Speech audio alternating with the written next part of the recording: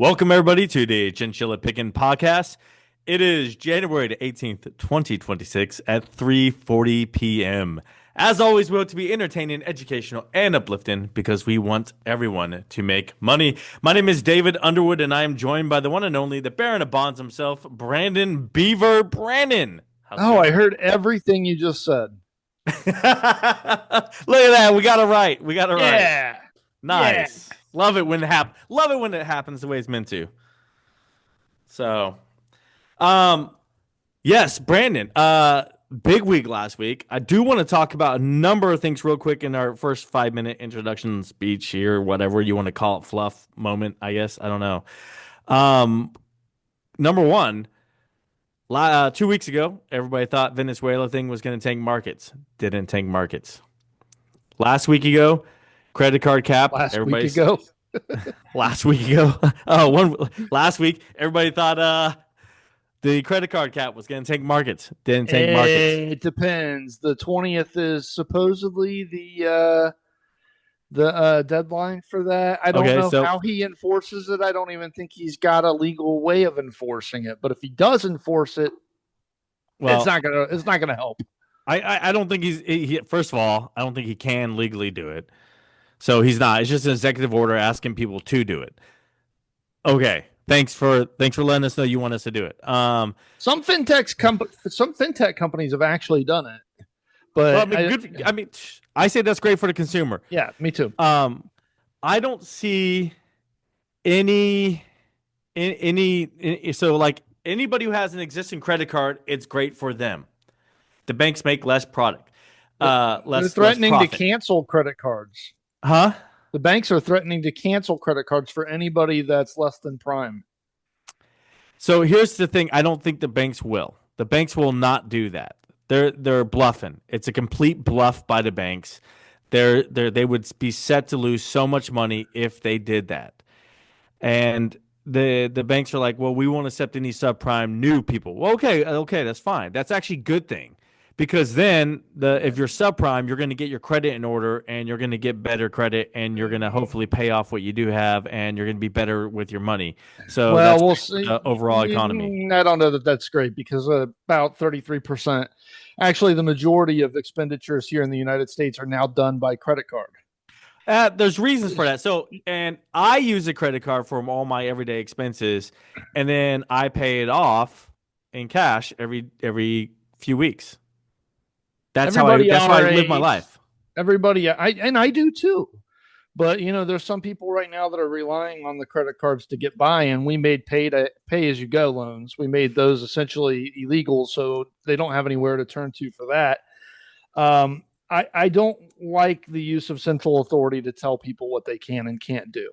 I, Um, I sorry, go but ahead. So no, go no, no, ahead. you're good. So we've experienced, me and you. We know what happens when a credit crunch enters the market. The short to medium term, that's not so good.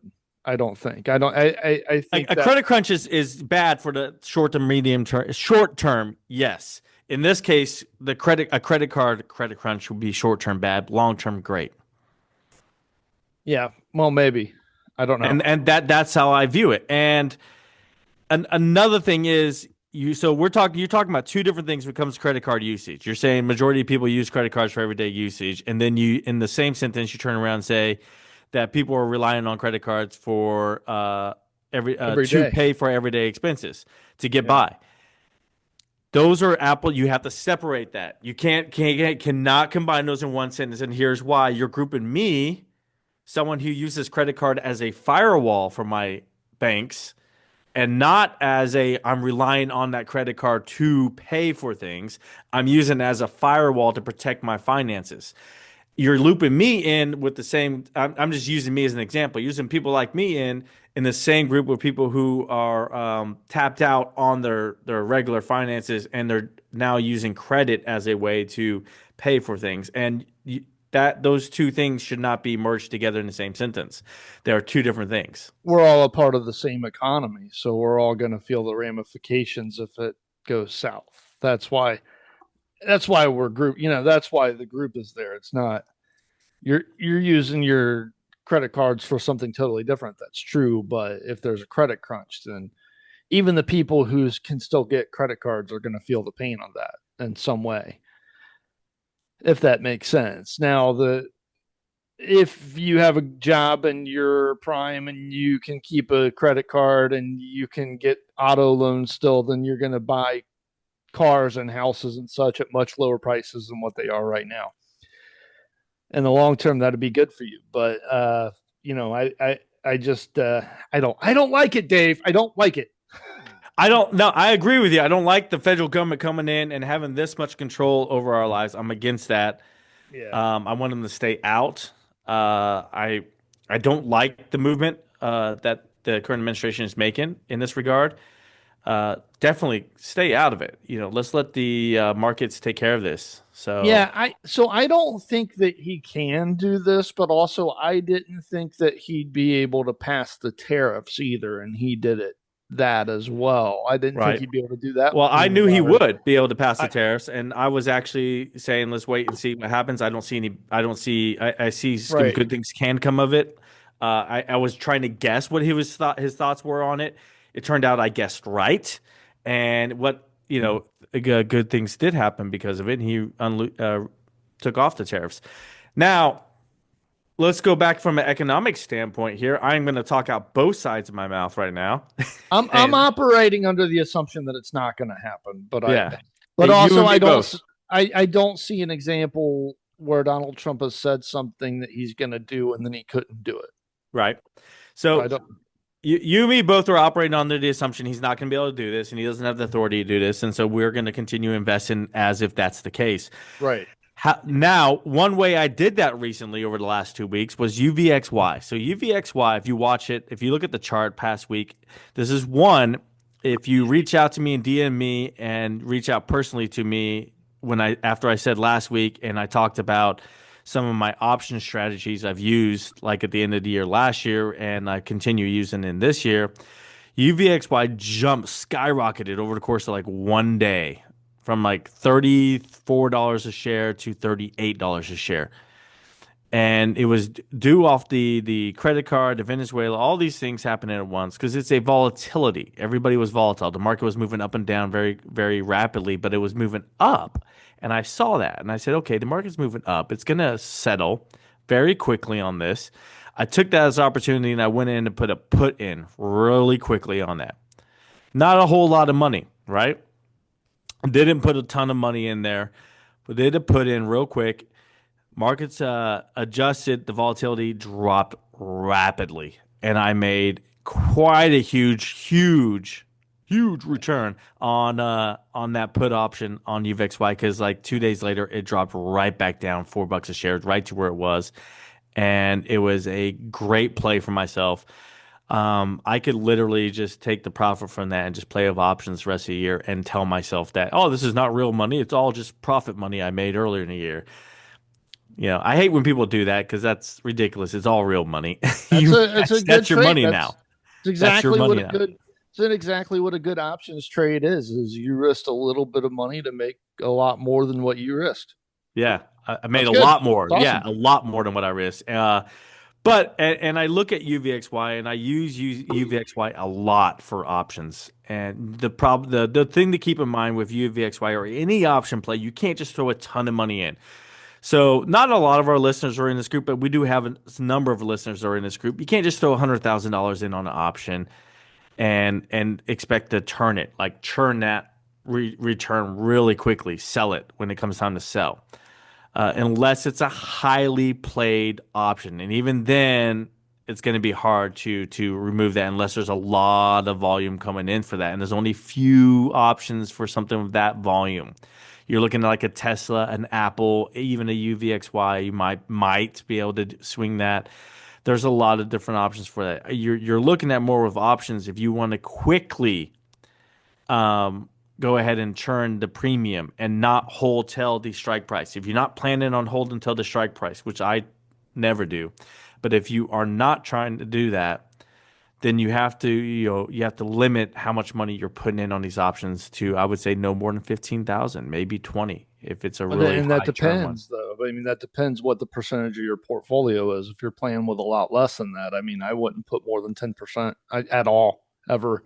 Yeah. because I mean, you could really 5% maybe even be your cap, right? Because I Yeah, can then stomach a that's five good. I percent agree. I loss, but 100% agree. I do less than 5% of my yeah, portfolio. yeah, So I yeah. agree. A lot of people want to get rich overnight, and That's not a thing. no. That's not a thing. For some people, it is, but that's a one out of 100. They And it got always lucky. cracks me up. You see, They got sometimes lucky.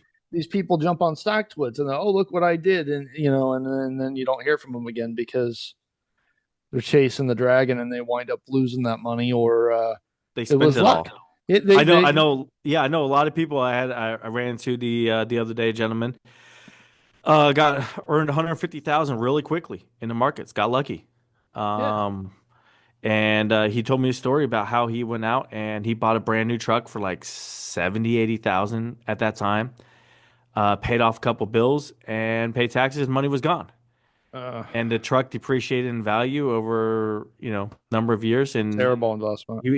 he's like, yeah, I got nothing left of that. And I was like, you had, because at the time so this was years ago when this happened. You Right. had life-changing money and you blew it.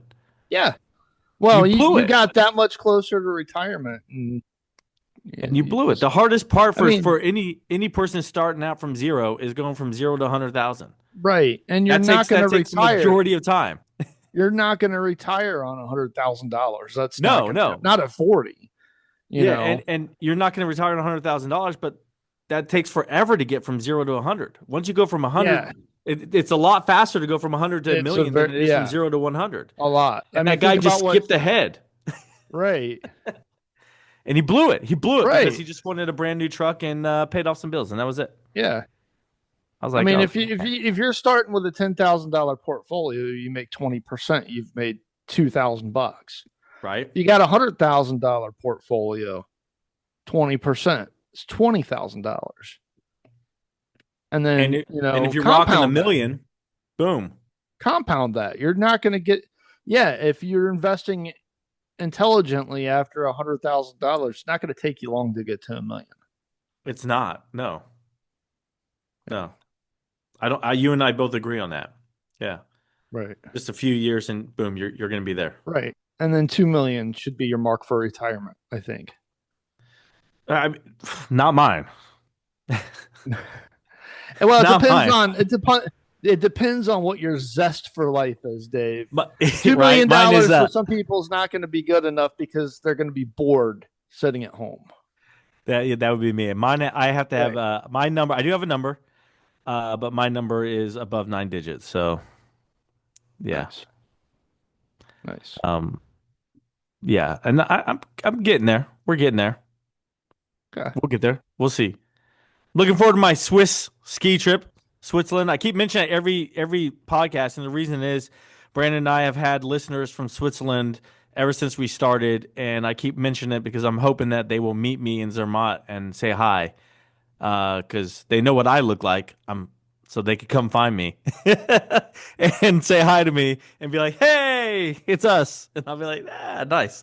Where else do we have listeners? Brandon, go ahead. Turkey. I just found out we had some listeners in Turkey, which is I know. awesome. That was I did not expect Turkey to be on the Yeah, and list of I where saw that on the data points, and shout out yeah. to our Turkish listeners. Yeah, I don't know what to shout out to Turkey, but gobble gobble. I don't know. I don't know. I And don't we know what just to lost say. them. I did. We just lost our Turkey listener, sorry. Dang it. All right. Well, let's get into actual stock and investment. People actually came here to listen to us chat about what's going on in the markets, how can they make money, what to invest in. Rules, rules, rules. Brandon and I get together 3 to 5 minutes before the show, and we tell each other what we're going to talk about. You hear the actual live back and forth on the show, the bicker and the banter right here for you. Brandon, take us away. All right. So we had banking earnings over the past week, and honestly, it confirmed the soft landing idea that most people had. I didn't. I didn't think it I was gonna didn't. be I a was soft skeptical, landing. and I was really pushing for. I think we were headed into a recession, and I was wrong. Well, you turned on that faster than I did. Yeah. I lagged on that, but Morgan Stanley led the pack in the recovery as far as trading revenues go. This is what jumped out to me. Morgan Stanley had a 47% surge in investment banking revenues. Goldman Sachs, 25% increase in investment banking fees. Citigroup had a 35% jump in fees.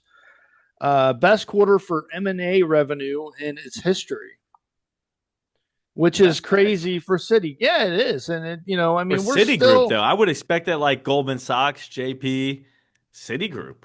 well, M&A picked up over the past, year, really, from where it was, but it's still not, to the point where we were used to it up Yeah, into like, COVID. well, you and I started trading in a different period, Right. I believe.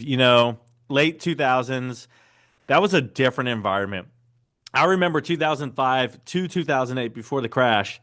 You literally could throw money in anything and you just made money. You just Yeah. made it. Scott Trade Yeah. was blowing up everywhere. Everyone was going to a Scott Trade facility.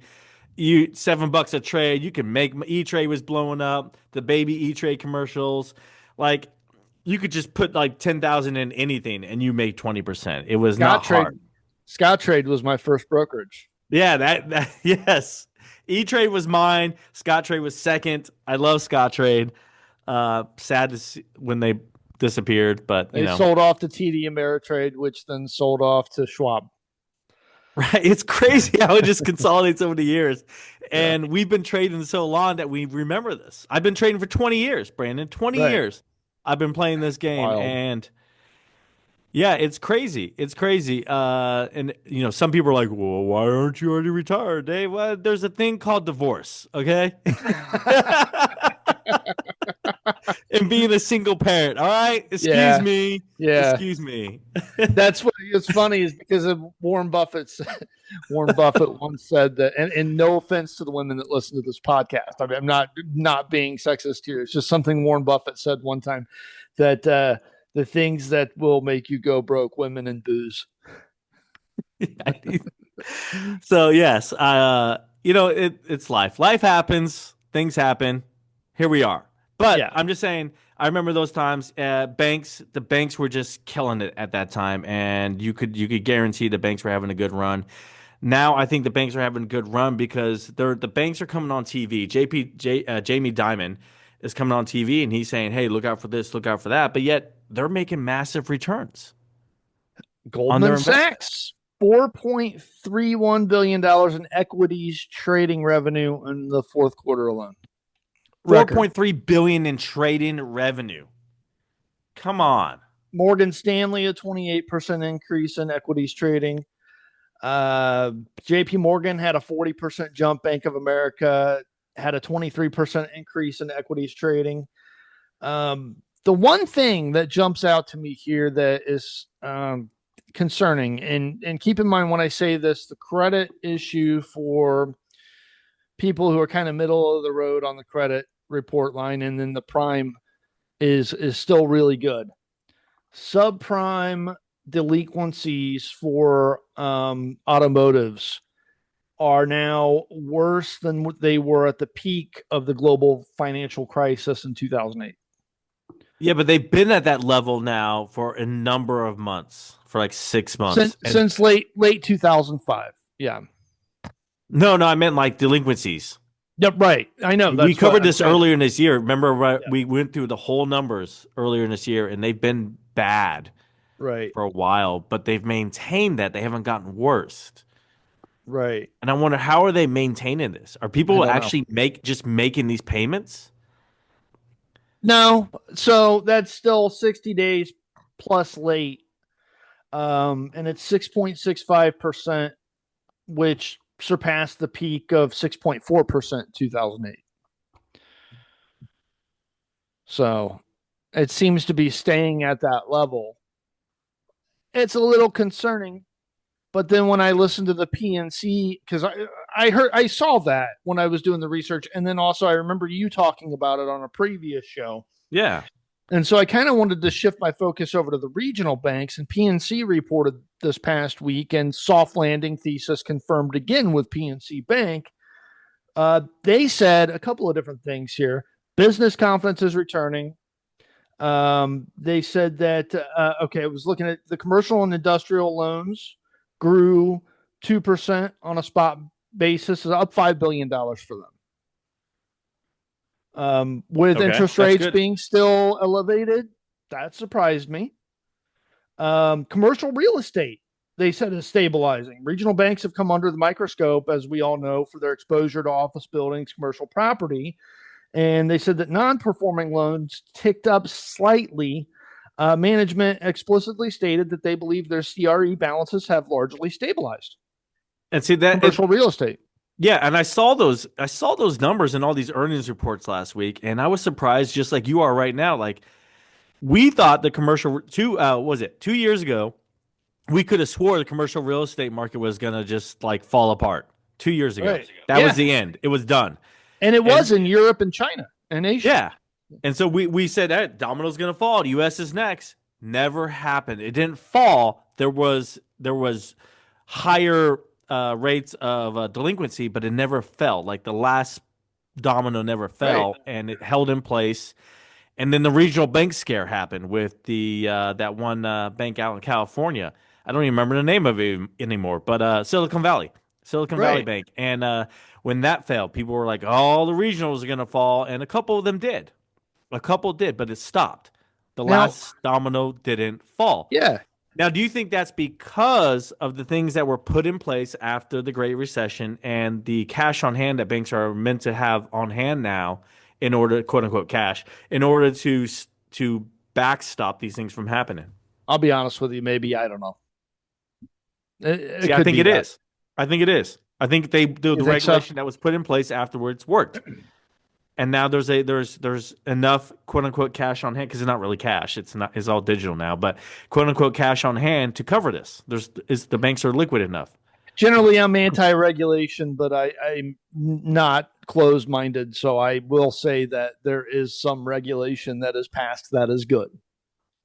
You Yeah, can do good things with things that are overall usually bad. So and I will agree with you. But again, I agree with you on that statement. I am definitely was one to say let the banks fail, and I still say me that. too.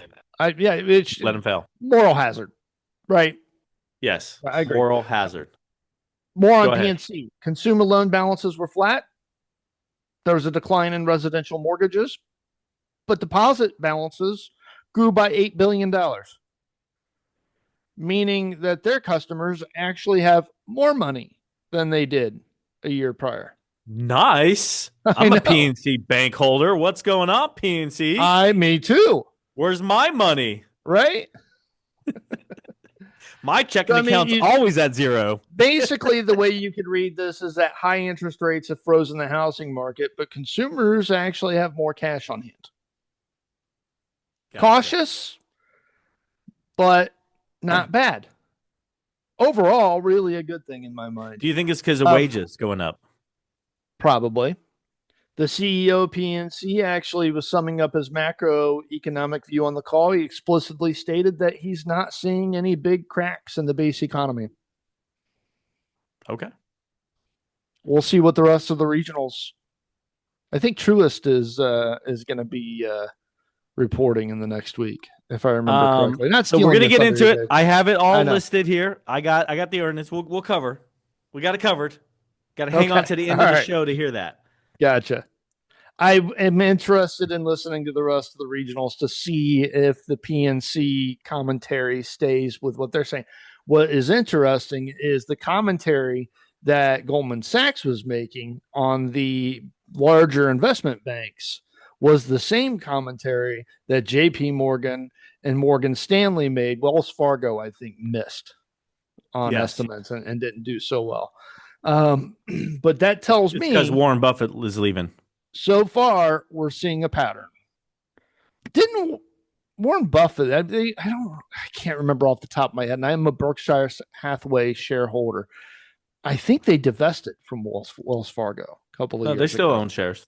They pulled some out. They just pulled some out. They own too much of it to not. Yeah, they're too involved. They Okay. were way more involved than what they are now. All right. Also, what we saw last week, surprise, surprise, the resurgence of the AI trade. for everybody said that, that was over with. We're in a bubble and blah, blah, blah. There's a lot more evidence now to show that this is not a bubble. This is real.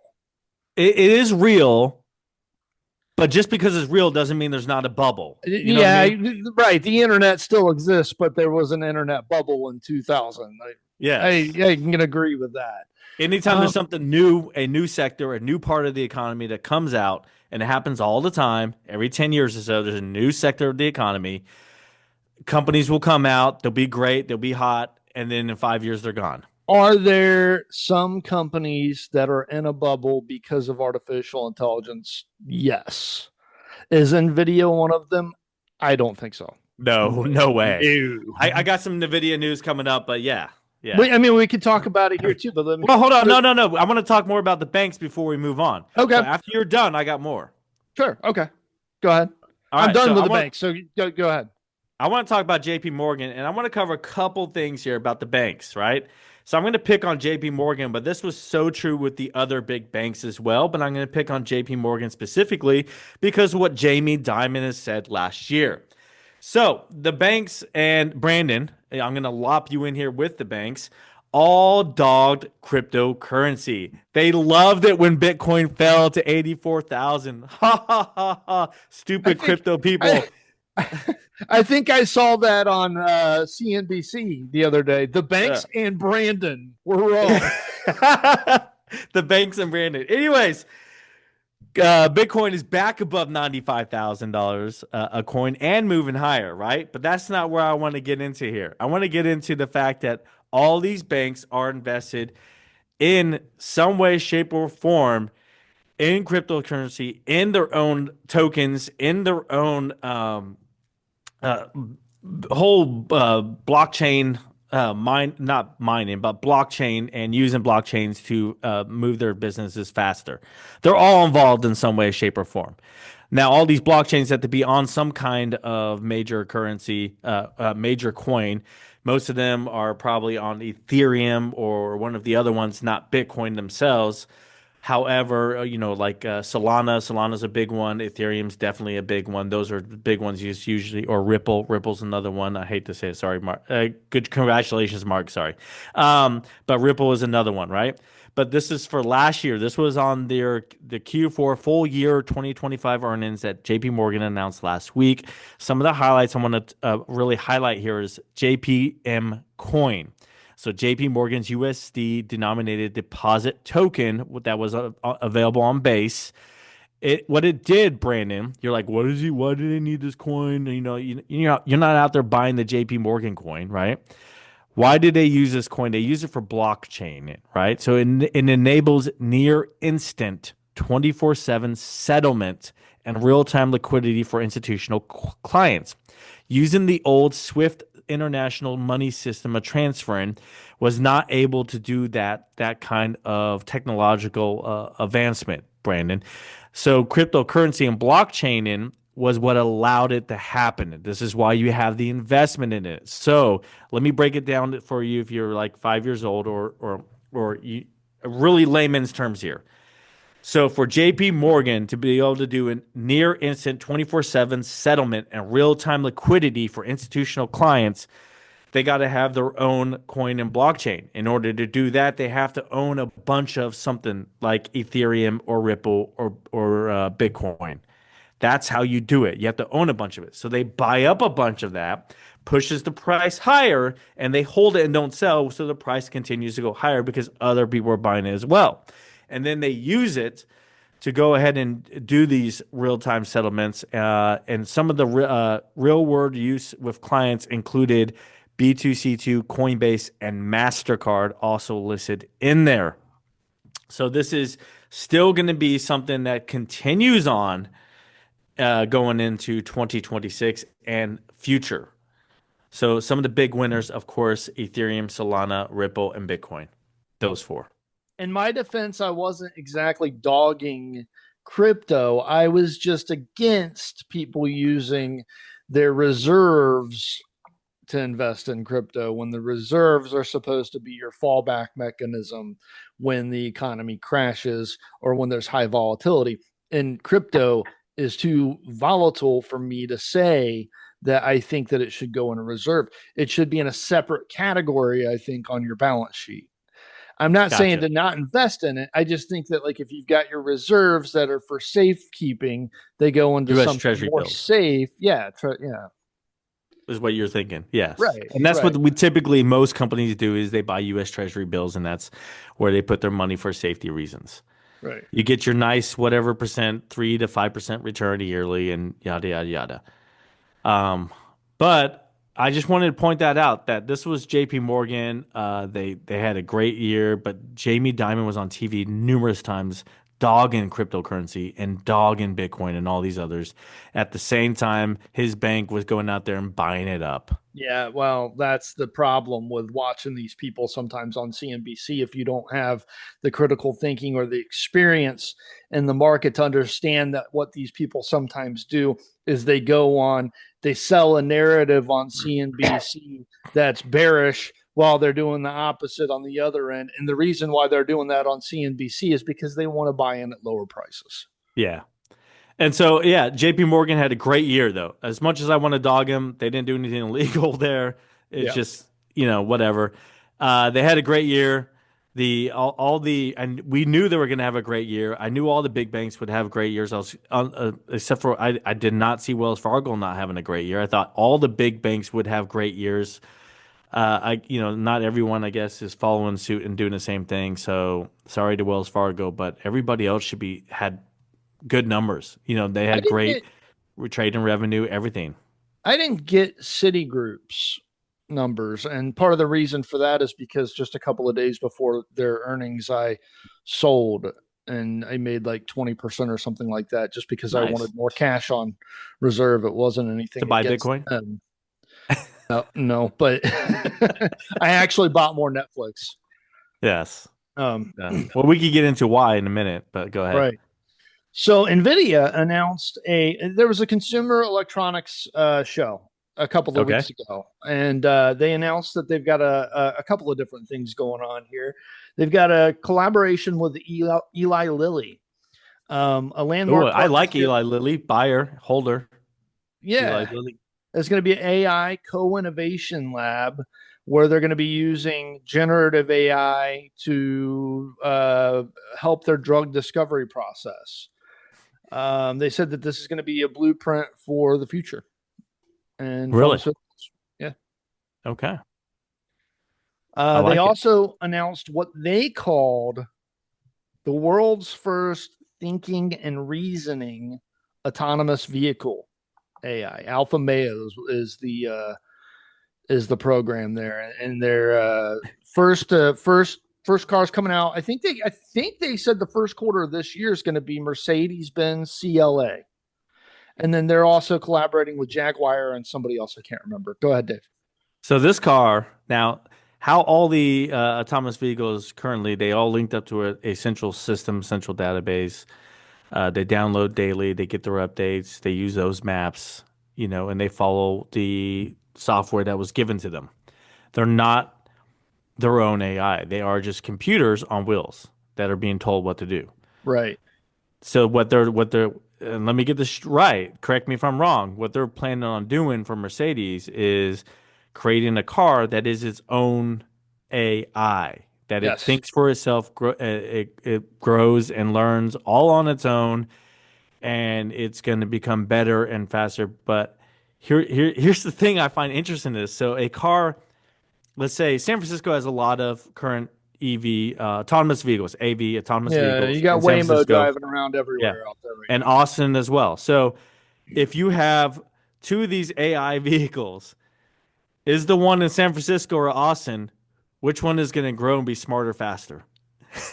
I That's a Good question. question. It's That's a good, honest question. Like, if I would bet now on Alpha Mayo on Nvidia. I I mean, would. I don't know. And then this is going to be fully autonomous. It's not semi-autonomous. It's fully autonomous. And I heard, but I didn't see this, that it's going to have a foldable steering wheel. So that huh, if you choose the fully autonomous mode, the steering wheel folds up, goes into the dash. You don't even need it. nice. Yeah. I mean, the roads are going to be a lot safer if every car was autonomous. Yeah, there was a car rating company that's already given the Mercedes CLA the safest car in the world. It's not even on the streets yet, so I don't know if they got Over paid Volvo? for Volvo's that. losing? What? Volvo's Yeah, always been known as the safest car. One of the I yeah, know, yeah. right? Huh. Yeah. So generative Look out, AI Sweden. in cars. Mercedes is coming for you. Yeah. Mercedes CLA, the Jaguar, and then there's another one I can't remember. I just watched this presentation right before the show too. You know what, Brandon? Someone asked me one time, what if you, Dave, your next car? Because I buy cars and I drive them until the wheels fall off. That's just how I've been my whole life. Me too. Someone asked me, your next car, now that you're in a new income bracket, what luxury car would you get if you were going to get a luxury car? And I read these things and I'm just like, I don't want Mercedes. I don't really want BMW. I'm not a flashy guy, so no Lamborghini or Bugatti. That's not my thing. You know me, I'm not flashy. But I was like, I can do an Aston Martin.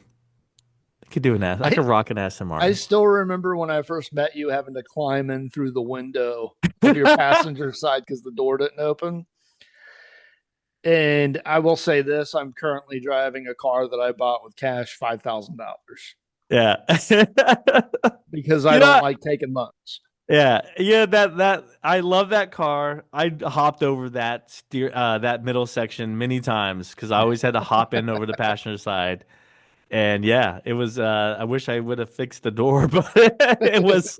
Yeah, door would not open. So The thing that popped the resurgence of the AI trade is that Taiwan Semiconductor reported earnings and did really, really, really well. No surprise to us, I think. yes. Well, I mean, no, yes and no. They always okay, do well. right. They So no, always meet or beat. They always meet or beat. right, right. So it was no surprise to us, Yeah. right? So that's the narrative. The AI boom is accelerating. High performance computing was 55% of revenue. Was the dominant driver, up from 51% last year. Smartphone, 32% of revenue, just so you know. Automotive's 5%. Digital consumer electronics is 1%. Blah, blah, blah. All right. Blah blah blah. Uh, Great, uh, great, great. All killing it. really, what I want to focus in on is this 7 nanometers and below, the advanced technologies here, the newer stuff, is 77% of their total wafer revenue, meaning that there is massive demand for the newest and greatest technology in artificial intelligence. Still, their outlook for the next year, revenue outlook is 34 to 35.8 billion. That's 4% sequential growth. Not great, but not bad, right? Gross margin, they're forecasting 63 to 65%. Now, the capital expenditures here, they're forecasting for 52 to 56 billion, up substantially from 40.9 billion dollars. That tells me that they're looking ahead to 2027 and they're very bullish. That's what that tells me. They're aggressively expanding capacity. Obviously, they're trying to get a little bit more out of Taiwan because they don't want the geopolitical concerns that are associated with being in Taiwan and that close to China. They're moving out, opening up new fab plants in Arizona here in the United States to be closer to Apple and Nvidia and their largest customers. Right, makes sense. Right, and also looking to possibly move into the UAE and move more into Japan. The UAE would make sense since all the sand, and they use a lot of that in manufacturing these chips. Right. So this is a green light for investors in Nvidia to buy more, and if you don't own Nvidia, to buy into it. Well, let's talk about NVIDIA. Well, hold on. Wait. I'm not done here. Let me give you my green lights. $56 billion in CapEx. That's a vote of confidence in artificial intelligence in the future. I think it dispels the AI bubble narrative as far as NVIDIA goes. They revealed that NVIDIA is their lead customer for the next generation A16 1.6 nanometer process. They've secured the bulk of the 2 nanometer capacity. What this means for NVIDIA is they've secured most of the first run on this. Their competitors are going to have an extremely tight supply because NVIDIA's already bought most of it up.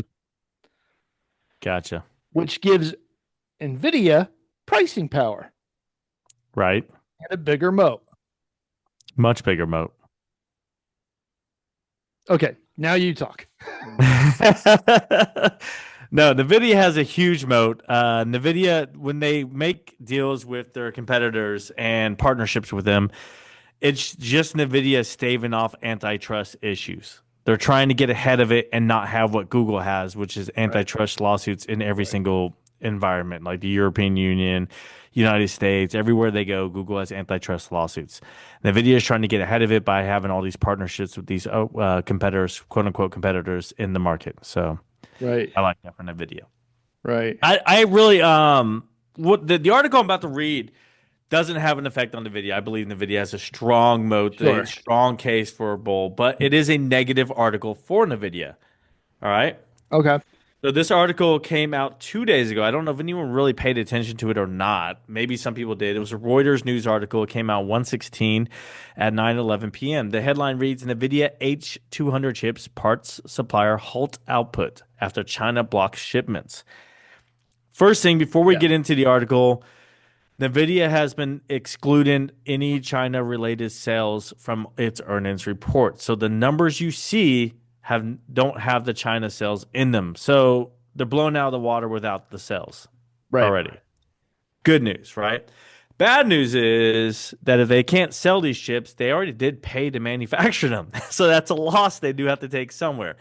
But let's read the article to find out what's really going on. Well, Saudi Arabia and the UAE's already picked up some of those shipments, but then I heard a rumor. You heard, but I got the facts right here, and you won't let me tell the facts. Okay, I just want to say that the rumor is that those shipments are picking back up in February, but it's not verified. Okay, all right. So here we go. Here's the news. Suppliers of parts from NVIDIA's H200 have paused production after Chinese custom officials blocked shipments of the newly approved artificial intelligence processors. So they were approved to sell these to China from the United States because NVIDIA is an American company. Yeah. So NVIDIA has to follow American laws. And they were approved to finally sell the H200s to China. Reuters could not immediately verify the report, which cited two people with knowledge of the matter. NVIDIA did not immediately respond to a request for comment outside of regular business hours. So that was late Friday night, basically, is when this all happened. NVIDIA had expected more than 1 million orders from Chinese clients. The suppliers have been operating around the clock to prepare for shipping as early as March. Chinese custom authorities this week told custom agents that NVIDIA's H200 chips are not permitted to enter the country. Sources have also said the government officials summoned domestic tech firms to warn them against buying the chips unless necessary.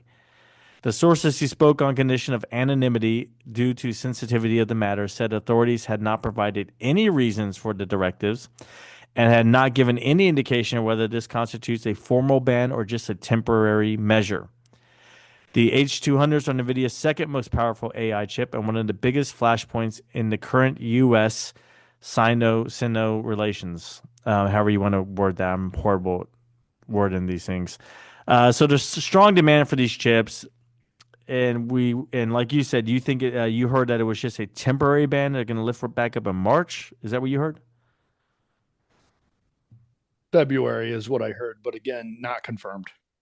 Not confirmed. So unconfirmed source from Brandon is maybe February, maybe not. And I don't even remember where I read it. So there you go.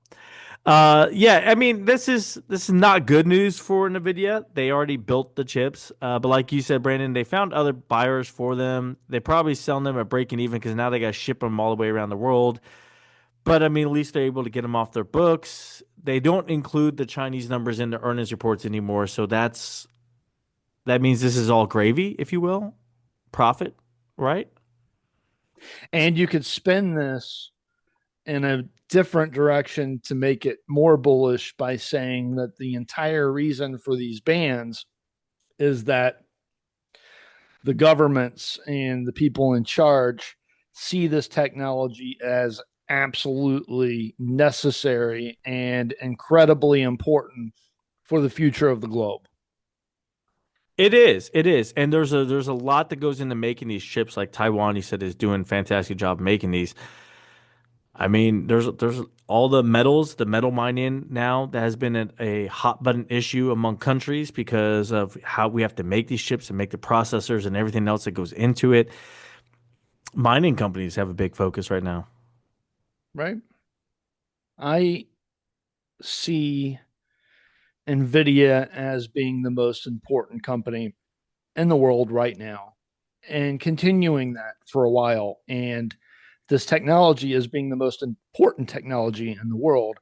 And the geopolitical issues that are resulting from this confirm it to me. Yeah, So I Nvidia and again, Taiwan, I believe, both. it does suck for Nvidia in the short term, but it's also a confirmation that Nvidia and what they're doing is changing the world as we know it Yes, very quickly. very yes, In some extremely ways, very quickly. scary, in some very Yeah, scary ways, in some very exciting ways, but you have to own the company. yeah. And Nvidia, yeah, Nvidia is not going anywhere. Right. Great company to own. So if you don't know it already, look for pullbacks and daily pullbacks and use the opportunity to buy. Yep, I agree. All right. Talking about mining companies, that's where I was going with this. This headline just came out earlier today, around 2 p.m. today. It was on the Reuters news wires, and the headline reads Rio Tinto Glencore merger may need asset sales in order to win over China. So, Rio Tinto and Glencore are global companies, they're global mining companies. There was meant to be a merger between the two. However, China is kind of putting a halt to this. Why are they so uptight right now? And it has to do with AI and chips, and you need these materials that these companies mine in order to do that. The two mining giants revealed last week that for the second time in 2 years, they were in early merger talks, potentially creating the world's largest mining company with a market value of more than 200 billion. But analysts and lawyers said the scale of their sales to China means any deal will need approval from Beijing. And past mega deals such as Glencore's 35 billion purchase of Exastra in 2013 didn't go over well. Their antitrust regulators likely to be concerned about the concentration in copper production as well as iron ore marketing. That's what they're concerned about, copper and iron ore. This is what they're worried about. Even before the Glencoe talks were made public, Rio Tinto had already been exploring asset for equity swap aimed at trimming the 11% holding of the biggest shareholder, state-run aluminum corporation of China, known as China Co. Rio Tinto's Simandou iron ore mine in Guinea. I don't know how I'm saying it right. And the OU Guinea. Tolgoi copper mine in I think you pronounce it Guinea. Guinea. Thank you. Yeah. Oh man, and I know better too. I know better. I'm a world traveler. I know better. Copper mine in Mongolia were among assets of interest to China Coal. Uh, to get the Glencore deal over the line, assets in Africa are especially likely sales candidates as Latin America has become less accepting of Chinese investment. China will see this as an opportunity to squeeze out all assets, is what they said, quote unquote. That's a quote from one of the o- uh, executives at Glencore. Glencore has been here before. In 2013, Chinese regulators forced the Swiss-based company to sell its stake in Las Pampas copper mine in Peru when they went for their deal of Zastra. The Las Bambas deal still looked at as a very successful solution and is going to be a potential playbook for what regulators could draw on for this deal. So, copper mine, what is this going to mean for the world? So, a combined Rio Tinto Glencore will market about 17% of the global copper supply of the world in one company. That's Wow. what they're saying. Analysts at Barclays say the share of mine production, however, is only 7.5% of mine production and unlikely to trigger any antitrust concerns in the EU or US. U.S. chipmaker Qualcomm walked away from a $44 billion deal earlier to buy NXP Semiconductors in 2018 after failing to get approval from Chinese regulators. So China has stopped deals from happening before. They could stop this deal from happening as well. However, this seems like Rio Tinto's already taken the steps in order to make this happen. Rio Tinto, I've owned the stock before. I've called it a buy on the show before, and then I sold with very little gain because it didn't move the way I thought it was going to move. I'm not a buyer of Rio Tinto because they get big news like this, and then they add it into the portfolio, and then they don't see the huge returns on investment that you're expecting from a move like this or equity. So it's not a buy for me off this. I'm not a buy of Glencore either off this. I just find it interesting that the consolidation in the mining industry at this time when mining is such a hot button issue geopolitically. Yeah, me too. And it's going to continue to be a hot button issue with the Yes, artificial intelligence boom. I wouldn't buy into it either until you get full approval, and then we see that we're going to have a 5 to 6% at least gain on it after that. Because of right. course, once the approval happens, the stock will gap up. Yeah, But and Rio Tinto having 17% because they're going to be the company that's left. Glencore will be absorbed into Rio Tinto. 17% of the global copper supply. Man, wow, one company. It's a lot of copper. yep, Yeah. Well, we're getting rid of our pennies in the United States. That should help. it should. So where I know Rio Tinto, I know they're in the southwestern United States, They're all over the and world. yeah, Global okay, company. okay. Global. They do a lot of gold mining. They do a lot of copper mining. They mine everything, anything, everything. We've both covered them on the show, Yes, but I didn't both buy them, multiple so I times. don't Yeah. remember. I don't remember much of what I said. I, The I had show. hopes. I had hopes in their mining. They had new deals with mines in Africa at that time, and the gold I was saying was going to go up. Gold did go up. I was right about that. Rio Tinto did not make the profit off of it that I was hoping they would. However, you called one that did. New was it Newmont Mining? Newmont. Yep. Yeah. So we both knew that gold was going higher. We both had mining plays. Your played out. Mine did not. The show's close to 5 years old now. Is Isn't that that how long we've been crazy? talking every week? Yeah, isn't that wild? Yeah. It's crazy. Crazy Yeah, that but people if you still tune in. go on Apple Podcast, they don't have all of our shows on there anymore. For some reason, it's Really? 2022 and higher, but we started in 2021. I wonder why. I Is it don't they just know. cut off like after It so many years if you're I not like a syndicated? I don't know. We got to get syndication. There you Right. go. Huh. I don't know. We're still going to be producing it, so if you want to hear it, just keep listening. Right. Right. Even if one person's listening, Brandon, even if no one is listening, Brandon and I would get on here and talk to each other for whatever long. I really like to listen to myself. He just sits at home and talks to himself all day long. Yeah. Yeah. So let's get into earnings this week. I know we promised him, and then it'll be final thoughts. Here we go. Tuesday, we have Fifth Third Bank. That is one to watch if you're worried about the regional banks like Brandon was talking about, seeing they say the same thing that PNC does.